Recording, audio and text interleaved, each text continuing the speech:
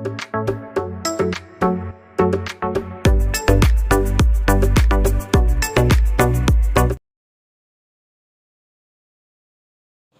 Morning, ഏവർക്കും study Nifty മലയാളത്തിൻ്റെ daily market ന്യൂസിലേക്ക് സ്വാഗതം. ഇന്ന് ജൂൺ 16 തിങ്കളാഴ്ചയാണ്. ഇന്ത്യൻ വിപണിയും മറ്റ് ഗ്ലോബൽ മാർക്കറ്റുകളുമെല്ലാം കനത്ത ഇടിവിലാണ് വെള്ളിയാഴ്ച ക്ലോസ് ചെയ്യുന്നത്. ഇറാൻ ഇസ്രായേൽ യുദ്ധവുമായി ബന്ധപ്പെട്ടാണ് വലിയ ഇടിവിലേക്ക് മാർക്കറ്റുകൾ പോയത്.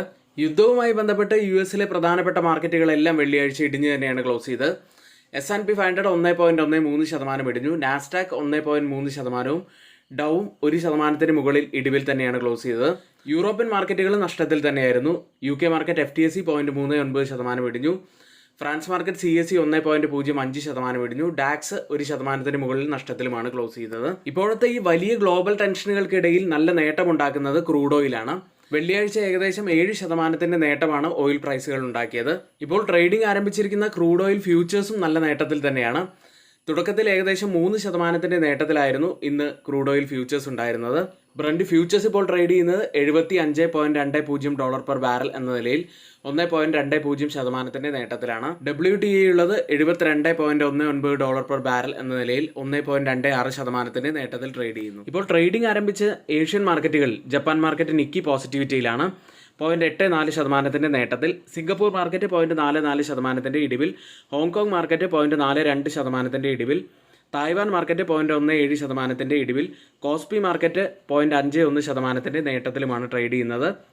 ഗിഫ്റ്റ് നിഫ്റ്റി ഇപ്പോൾ ഉള്ളത് 24,779 എന്ന നിലയിൽ 39 പോയിന്റ് സബ്സൈഡിലാണ് ട്രേഡ് ചെയ്യുന്നത്. ഇപ്പോൾ സമയം 7 മണി കഴിഞ്ഞ് 15 മിനിറ്റാണ്. ഇപ്പോഴത്തെ ഈ ഒരു നില വെച്ച് നിഫ്റ്റിയിൽ ഏകദേശം 50 പോയിന്റ്സിൻ്റെയൊക്കെ ഒരു ഗ്യാപ്പ് അപ്പ് ഓപ്പണിങ്ങിനാണ് സാധ്യതയുള്ളത്. ഇന്നത്തെ ഏറ്റവും ഹൈലൈറ്റ് ആയിട്ടുള്ള കുറച്ച് കാര്യങ്ങളാണ് നമ്മളിവിടെ സൂചിപ്പിച്ചത്. ഇനി സ്റ്റുഡൻസിന് ആർക്കെങ്കിലും വെറും 799 രൂപയ്ക്ക് നമ്മുടെ എഡ്യൂക്കേഷൻ ടെലഗ്രാം ചാനലിൽ ജോയിൻ ചെയ്യണമെന്നുണ്ടെങ്കിലും നമ്മുടെ ഓൺലൈൻ കോഴ്സിൽ ജോയിൻ ചെയ്യണമെന്നുണ്ടെങ്കിലും തൊട്ട് മുകളിലെ വാട്സാപ്പ് നമ്പറിൽ മെസ്സേജ് അയയ്ക്കുക. ഇന്നത്തെ വീഡിയോയുടെ ലൈക്ക് ടാർഗറ്റ് 200 ലൈക്കുകൾ തന്നെയാണ്. എല്ലാ സുഹൃത്തുക്കളും ഒന്ന് ലൈക്ക് ചെയ്യാൻ ശ്രമിക്കുക. ചാനൽ ആരെങ്കിലും സബ്സ്ക്രൈബ് ചെയ്യാൻ മറന്നുപോയിട്ടുണ്ടെങ്കിൽ ചാനൽ കൂടി ഒന്ന് സബ്സ്ക്രൈബ് ചെയ്യുക. മറ്റ് പ്രധാനപ്പെട്ട വാർത്തകളിലേക്കാണ്. ആദ്യം ഇറാൻ ഇസ്രായേൽ യുദ്ധവുമായി ബന്ധപ്പെട്ട് വലിയ സമ്മർദ്ദത്തിലായിരിക്കുന്ന അദാനി ഗ്രൂപ്പിനെ കുറിച്ചാണ് പറയുന്നത്. ഇസ്രായേലിന്റെ ഹൈഫ തുറമുഖത്തിനും സമീപത്തുള്ള എണ്ണ ശുദ്ധീകരണ ശാലയ്ക്ക് നേരെ ഇറാൻ ബാലിസ്റ്റിക് മിസൈൽ ആക്രമണം നടത്തി. ഇതോടെ ഹൈഫ തുറമുഖം അദാനി ഗ്രൂപ്പിനെ സംബന്ധിച്ച് വലിയ ആശങ്കയായി മാറുകയാണ്. 2023 $1.2 ബില്യൺ ഏറ്റെടുത്ത ഹൈഫ തുറമുഖത്തിൽ അദാനി ഗ്രൂപ്പിനും പ്രത്യേക സാമ്പത്തിക മേഖലയും 70% ഓഹരികൾ വഹിക്കുന്നു. ശേഷിക്കുന്ന 30% മാത്രമാണ് ഇസ്രായേലിന്റെ ഗാഡോട്ട് ഗ്രൂപ്പിനൊപ്പം ഉള്ളത്. ഇസ്രായേലിന്റെ ഇറക്കുമതിയുടെ 30%-ലധികം ഹൈഫ തുറമുഖം കൈകാര്യം ചെയ്യുകയും സംഭാവന ചെയ്യുകയും ചെയ്യുന്നു. കാർഗോ പ്രവർത്തനങ്ങളെ ഇതുവരെ ബാധിച്ചിട്ടില്ലെങ്കിലും നിലവിലെ ഭൗമരാഷ്ട്രീയ സംഘർഷങ്ങൾ ഒരു ആശങ്ക തന്നെയാണ്. 2025 സാമ്പത്തിക വർഷത്തിൽ ഹൈഫ തുറമുഖത്തിന്റെ എബിറ്റയുടെ വർഷം തോറും 36% വർദ്ധിച്ചത്. ഇതിനിടയിലാണ് ഇപ്പോൾ ഇസ്രായേലിലെ ടവർ സെമി കണ്ടക്ടറുമായുള്ള $10 ബില്യൺ സെമി കണ്ടക്ടർ സംയുക്ത സംരംഭം അദാനി താൽക്കാലികമായി നിർത്തിവച്ചിരിക്കുന്നത്. ഏതായാലും അദാനി ഗ്രൂപ്പിനെ സംബന്ധിച്ച് ഒരു നെഗറ്റീവായിട്ടുള്ള വാർത്ത തന്നെയാണിത്. എന്നാൽ ഇപ്പോൾ അദാനി ഗ്രൂപ്പിന്റെ CFOന്റെ ഭാഗത്തു നിന്നും ഒരു പ്രസ്താവന വരുന്നത്, ഹൈഫ പോർട്ടിന് ഇപ്പോൾ ഡാമേജുകളൊന്നും സംഭവിച്ചിട്ടില്ല, കൂടാതെ ഓപ്പറേഷനുകളെല്ലാം ഇപ്പോൾ നടന്നുകൊണ്ടിരിക്കുന്നു. അദാനി പോർട്ട് വെള്ളിയാഴ്ച ഏകദേശം 3% ഇടിവാണ് ഉണ്ടാക്കിയത്. ഇപ്പോൾ CFOയിൽ നിന്നും വന്നിരിക്കുന്ന ആ ഒരു പ്രസ്താവന അത് ചെറിയൊരു റീബൗണ്ടിനുള്ള സാധ്യതകളും കാണിക്കുന്നുണ്ട്. ഏതായാലും സ്റ്റോക്കിൻ്റെ പെർഫോമൻസ് നമുക്ക് കാത്തിരുന്ന് തന്നെ കാണാം. ഇന്നത്തെ പ്രധാനപ്പെട്ട കുറച്ച് സ്റ്റോക്ക് ന്യൂസുകളിലേക്കാണ്. ആദ്യം സൺഫാർമ. ജൂൺ 2-നും 13-നും ഇടയിൽ US FDA ഗുജറാത്തിലെ ഹാലോൾ പ്ലാന്റ് പരിശോധിച്ചതായി സൺഫാർമ പറഞ്ഞു. പരിശോധനയ്ക്ക് ശേഷം പരിഹരിക്കേണ്ട 8 പ്രശ്നങ്ങൾ, നിരീക്ഷണങ്ങൾ അടങ്ങിയ ഒരു ഫോം 483 FDA നൽകി. അടുത്തത് വേദാന്ത എന്ന കമ്പനിയാണ്. ജൂൺ 18-ാം തീയതി ഇൻറ്ററിം ഡിവിഡൻഡ് പരിഗണിക്കുന്നതിനായി കമ്പനി ബോർഡ് യോഗം ചേരും. അടുത്തതായി സ്പൈസ് ജെറ്റ് എന്ന കമ്പനിയാണ്. 2025 ജനുവരി-മാർച്ച് പാദത്തിൽ സാമ്പത്തിക വർഷത്തിൻ്റെ 4-ാം പാദത്തിൽ സ്പൈസ് ജെറ്റ് 319 കോടി രൂപ എന്ന എക്കാലത്തെയും ഉയർന്ന ത്രൈമാസ ലാഭം നേടി. മുൻപാദത്തിലെ ലാഭത്തിനേക്കാൾ 12 മടങ്ങ് കൂടുതലാണിത്. മികച്ച ടിക്കറ്റ് നിരക്കും മികച്ച ചെലവ് നിയന്ത്രിക്കുന്നതുമാണ് ശക്തമായ ഫലങ്ങൾ നൽകാൻ സ്പൈസ് ജെറ്റിനായത്. അടുത്തത് നസാറ ടെക്നോളജീസ് എന്ന കമ്പനി. പ്രമുഖ നിക്ഷേപകരായ രേഖ ജുൻജുൻവാല നസാറ ടെക്നോളജീസിലെ തന്റെ ഓഹരികൾ കുറയ്ക്കുന്നു. ജൂൺ 13 വെള്ളിയാഴ്ച BSEയിലും NSEയിലും ബൾക്ക് ഡീൽ വഴി ഏകദേശം 3% ഓഹരികളാണ് അവർ വിറ്റത്. അടുത്തത് ഇൻഫോസിസ് എന്ന കമ്പനി. ഇന്ത്യയിലെ രണ്ടാമത്തെ വലിയ IT കമ്പനിയായ ഇൻഫോസിസ് 2025 ഏപ്രിൽ-ജൂൺ പാദങ്ങളിലെ സാമ്പത്തിക വർഷത്തിലെ 1-ാം പാദത്തിലെ സാമ്പത്തിക ഫലങ്ങൾ അവലോകനം ചെയ്യുന്നതിനായി 2025 ജൂലൈ 22-23 തീയതികളിൽ 2 ദിവസത്തെ ബോർഡ് മീറ്റിംഗ് ആസൂത്രണം ചെയ്തിട്ടുണ്ട്. അടുത്തത് ITC എന്ന കമ്പനിയാണ്. ശ്രേഷ്ഠ നാച്ചുറൽ ബയോ പ്രൊഡക്ട്സ് പ്രൈവറ്റ് ലിമിറ്റഡിൻ്റെ 100% ഓഹരികൾ 400 കോടി രൂപയ്ക്ക് വാങ്ങിയതായി കമ്പനി അറിയിച്ചു. അടുത്തത് ബജാജ് ഫിനാൻസ് എന്ന കമ്പനിയാണ്. കമ്പനിയുടെ ex bonus ex stock split date ഇന്നാണ്. ഒരു ഷെയറിന് 4 ബോണസ് ഷെയർ എന്ന രീതിയിലും സ്റ്റോക്ക് സ്പ്ലിറ്റ് 2 ഷെയറിന് 1 ഷെയർ ആയിട്ടുമാണ് സ്റ്റോക്ക് സ്പ്ലിറ്റ് നടക്കുന്നത്. ഇന്ന് F&O സെഗ്മെൻറ്റിൽ ബാനായ സ്റ്റോക്കുകൾ ABFRL, BSoft, CDSL, Chambal fertiliser, ഹഡ്കോ, IEX, IREDA, Manappuram finance, RBL bank, Titagarh rail തുടങ്ങിയ കമ്പനികളാണ്. ഇനി മറ്റൊരു മുഖ്യമായ കാര്യമുള്ളത്, ആർക്കെങ്കിലും ഇനി സ്റ്റോക്ക് മാർക്കറ്റിനെ കുറിച്ച് കൂടുതലായിട്ട് പഠിക്കണമെന്നുണ്ടെങ്കിൽ നിങ്ങൾക്ക് ഞങ്ങളുടെ ബേസിക് കോഴ്സിൽ ജോയിൻ ചെയ്യാവുന്നതാണ്. ഈ കോഴ്സിൽ നിങ്ങൾക്ക് ആവശ്യമുള്ള എല്ലാ കാര്യങ്ങളും നമ്മൾ ഉൾപ്പെടുത്തിയിട്ടുണ്ട്. Fundamental analysis, technical analysis, price action, option trading, അങ്ങനെ ഒരുപാട് കാര്യങ്ങളിലൂടെയാണ് നമ്മൾ ഈ കോഴ്സിൽ കടന്നു പോകുന്നത്. ആഴ്ചയിൽ 2 മുതൽ 3 ക്ലാസ്സുകൾ വരെ ആയിരിക്കും ഉണ്ടാവുക. ഒരു മാസമായിരിക്കും കോഴ്സിൻ്റെ ഡ്യൂറേഷൻ വരുന്നത്. 3000 രൂപയാണ് ഫീസായിട്ടുള്ളത്. അടുത്തത് FIDA ആക്ടിവിറ്റിയിലേക്കാണ്. FIS 1264 കോടി രൂപയ്ക്കാണ് വെള്ളിയാഴ്ച സെല്ല് ചെയ്തത്. DIS ആവട്ടെ 3041 കോടി രൂപയ്ക്ക് ബൈ ചെയ്തു.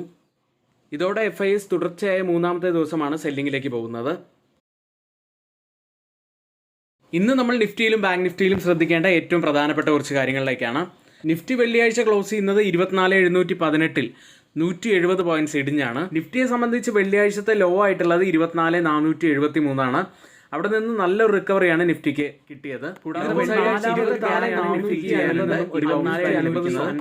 ക്രൂഷ്യലായിട്ടുള്ള സോണായി തന്നെ മാറിക്കൊണ്ടിരിക്കുകയാണ്. 827 വരെയുള്ള ആ ഒരു ഗ്യാപ് സോൺ കൂടി നിഫ്റ്റി ഇനി ഫിൽ ചെയ്യാനുണ്ട്. കൂടാതെ അപ്സൈഡിലെ ആ ഒരു റെസിസ്റ്റന്റ് ട്രെൻഡ് ലൈനിന് താഴെയായിട്ടാണ് നിഫ്റ്റി ട്രേഡ് ചെയ്യുന്നത്. ഇനി 20-day EMA ഉള്ളത് 24,790 ലെവലിലുമാണ്. അപ്സൈഡിൽ ഈ 20-day EMA ആണ് ശ്രദ്ധിക്കേണ്ടത്. ഡൗൺ സൈഡിൽ നമ്മൾ പറഞ്ഞതുപോലെ ആ ഒരു സോൺ പ്രത്യേകം ശ്രദ്ധിക്കണം. കൂടാതെ വെള്ളിയാഴ്ചത്തെ ലോ ആയിട്ടുള്ള 24,473 ശ്രദ്ധിക്കേണ്ട ലെവൽ തന്നെയാണ്. അടുത്തതായി മാക്സിമം ഓപ്പൺ ടെസ്റ്റ് രേഖപ്പെടുത്തിയ കോൾ സൈഡിലെയും പുട്ട് സൈഡിലെയും സ്ട്രൈക്കുകളിലേക്കാണ്. കോൾ സൈഡിൽ കൂടുതൽ ഓപ്പൺ ടെസ്റ്റ് രേഖപ്പെടുത്തിയിരിക്കുന്ന ആദ്യത്തെ സ്ട്രൈക്ക് 25,000 അതിനുശേഷം 25,200 സ്ട്രൈക്ക്, അതിനുശേഷം 25,500 സ്ട്രൈക്കിലുമാണ്. പുട്ട് സൈഡിൽ കൂടുതൽ ഓപ്പൺ ടെസ്റ്റ് രേഖപ്പെടുത്തിയിരിക്കുന്ന ആദ്യത്തെ സ്ട്രൈക്ക് 24,500, അതിനുശേഷം 24,000 സ്ട്രൈക്ക്, അതിനുശേഷം 23,500 സ്ട്രൈക്കിലുമാണ്. ഓപ്പൺ ഇൻട്രസ്റ്റ് ഡാറ്റ പ്രകാരം ഒരു റെസിസ്റ്റൻസ് ആവാൻ സാധ്യതയുള്ളത് 25,000-ഉം സപ്പോർട്ട് ആവാൻ സാധ്യതയുള്ളത് 24,500-ഉമാണ്. അടുത്തതായി change in open interest data പ്രകാരം കോൾ സൈഡിലും പുട്ട് സൈഡിലും വന്ന വ്യത്യാസങ്ങളാണ്. ആദ്യം 24,700 സ്ട്രൈക്കിൽ 114% വർധനവാണ് പുട്ട് സൈഡിൽ കാണുന്നത്. ലോങ് ബിൽഡപ്പാണ്.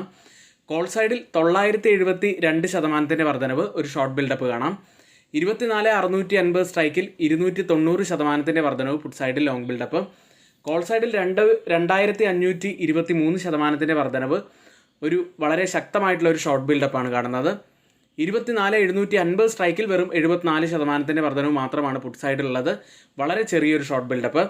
കോൾ സൈഡിൽ എന്നാൽ 638% വർധനവ്, വളരെ നല്ലൊരു ഷോർട്ട് ബിൽഡപ്പാണ് കാണുന്നത്. ഈ 3 സ്ട്രൈക്കും കമ്പയർ ചെയ്യുമ്പോൾ മാർക്കറ്റിനെ താഴേക്ക് കൊണ്ടുപോകാൻ കഴിവുള്ള കോൾ സെല്ലേഴ്സ് വളരെ ശക്തിയോടെയാണ് നിൽക്കുന്നത്. ബാങ്ക് നിഫ്റ്റിയിലേക്ക് 55,527-ൽ 555 പോയിന്റ്സ് ഇടിഞ്ഞാണ് ബാങ്ക് നിഫ്റ്റി ക്ലോസ് ചെയ്യുന്നത്.